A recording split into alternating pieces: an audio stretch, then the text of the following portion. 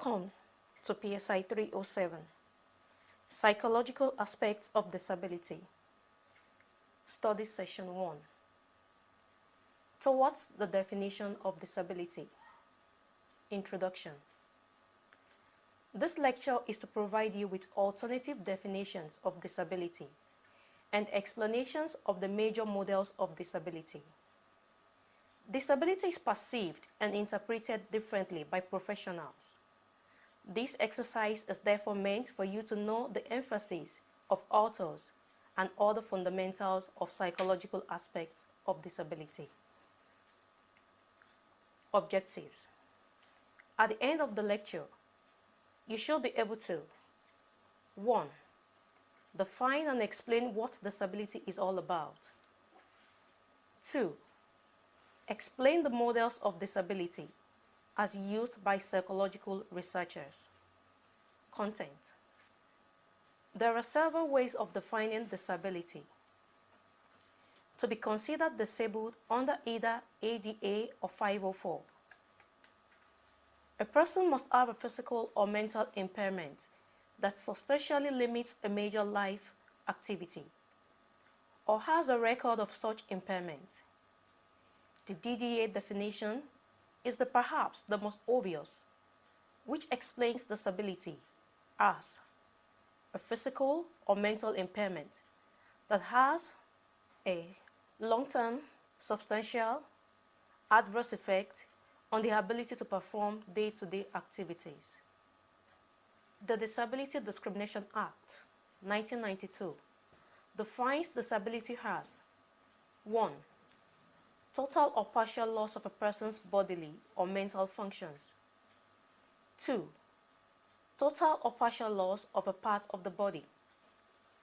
3. The presence in the body of organisms causing disease or illness. 4. The malfunction, malformation, or disfigurement of a part of a person's body. 5. A disorder or malfunction that results in a person learning differently from a person without the disorder or malfunction. 6.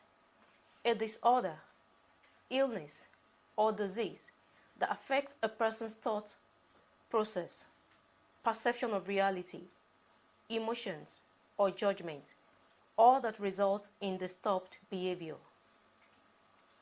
But the above is by no means the only definition.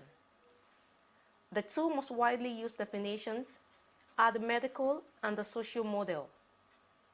The social model, being the one most disabled people themselves, generally prefer as this emphasizes the social restrictions that can prevent disabled people from having an equal opportunity to take part fully in all aspects of life. The medical model. Under the medical model, disability is defined with reference to what is wrong with the person, how they are taught to differ from the norm that is accepted by society as a whole.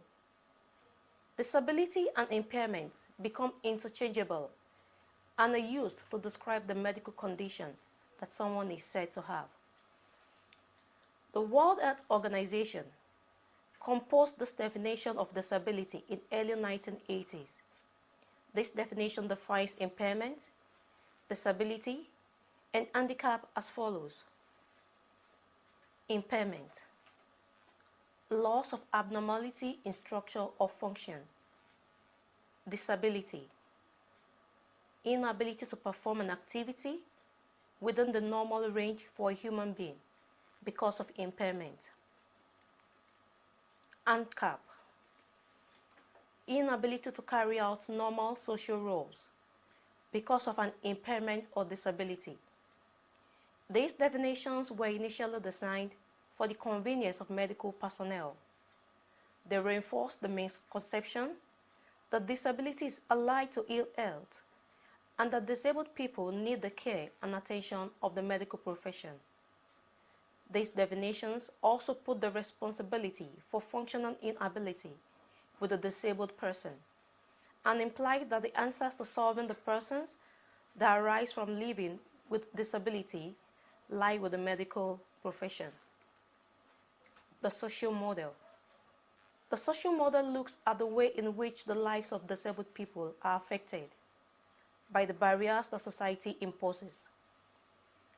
Having a disability certainly implies that there are some functional limitations that have been caused by an illness, accident, or medical condition.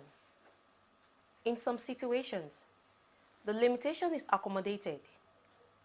Example, person with hearing loss may use a hearing aid to improve or restore his or her hearing. Short-sightedness can be corrected by wearing glasses or contact lens, etc. Day-to-day activities may be more difficult for a disabled person because of pain, difficulty in moving, communicating, or because of a learning disability, but accepting and accommodating society will significantly reduce the effects of disability. If the social and environmental barriers were eliminated, disabled people will have a more realistic opportunity of living equally alongside non-disabled people. Alternatively, disability, however, is clearly viewed as the disadvantage, restriction on activity, and involvement caused by an approach by society or parts of it, which takes little or no account of people with impairments and their needs, and thus excludes them from mainstream activity. The social model of disability locates the problems faced by disabled people externally in the way that organizations, for example, produce information that is not readily accessible to a section of society, in the travel infrastructure that does not make adequate provision for alternative forms of mobility. So, under the social model approach, the individual is not prevented from reading a magazine by their blindness, but by the lack of readily available alternative formats.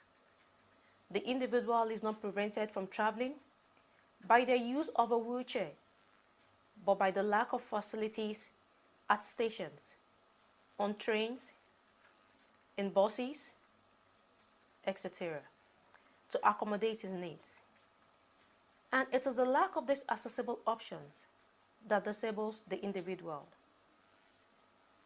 The social model locates the blame for the barriers of facing people with impairment clearly with those who erect the barriers. The most common barriers are 1. Prejudice and stereotyping. 2. Inflexible organizational procedures and practices. 3. Inaccessible information, inaccessible buildings. 4. Inaccessible transport systems. Disability can result from accident, illness, congenital or genetic disorders. There are many different kinds of disability: physical, intellectual, or mental health related. A disability may be visible or hidden, may be permanent or temporary, and may have a minimal or substantial impact on a person's abilities. A disability may affect mobility, ability to learn, or ability to communicate easily. Although some people are born with disability, many people who currently have a disability may have spent much of their lives without disability. For example, people who have acquired a disability through a workplace incident or car accident, or people who may have acquired a disability as they age. The only thing that distinguishes a person with disability is that he may be unable to do certain things in the same way that most people in the mainstream of society do them, without some form of adaptation or alterations to assist him overcome the effects of his disability. Summary. In this lecture, the concept of disability has been approached from different perspectives. We have learned that the way we and others understand disability can have a fundamental effect on what we are prepared to do, and why in overcoming the difficulties that disabled people face on a day-to-day basis. It can also have a determining influence on our language when we talk about disability or impairment. End of study session 1. Thank you for listening.